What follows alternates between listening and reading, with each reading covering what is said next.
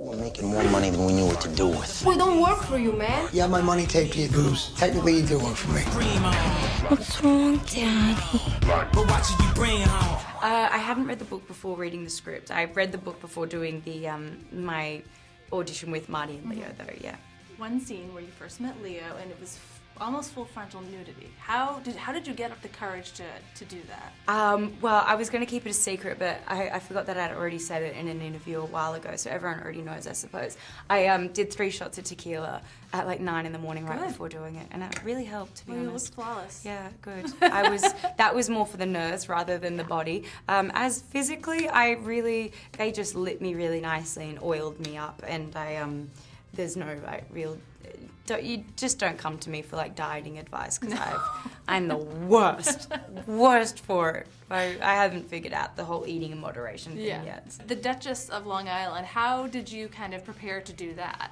The accent or the character? Both. Well, the accent was a very specific Bay Ridge accent, and then she moves to Long Island, so it's kind of got a Long Island influence. But then I was taking into account things like, well, you know, once she starts hanging out with the rich folk, she'd probably try to dull down her Brooklyn accent because it would be somewhat frowned upon amongst the Long Island people.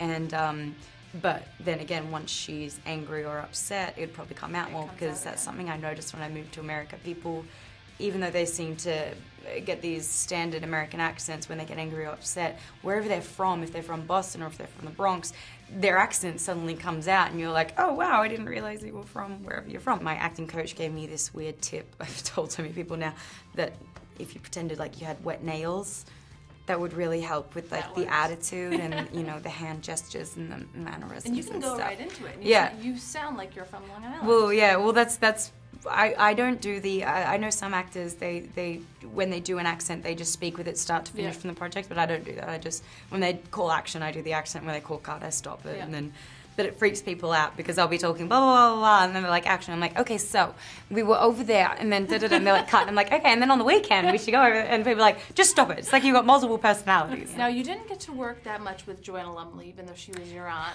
But did you have a fantastic time meeting her? So awesome. Oh, I'm such a fan. Ab is one of my most Ab is amazing. I love it. I could watch it forever. Yeah. So it must have been such a treat to work with her. It was really great, and she was just so lovely, and just, it was amazing getting to meet her. Yeah. And everyone was very excited back home. Oh yeah.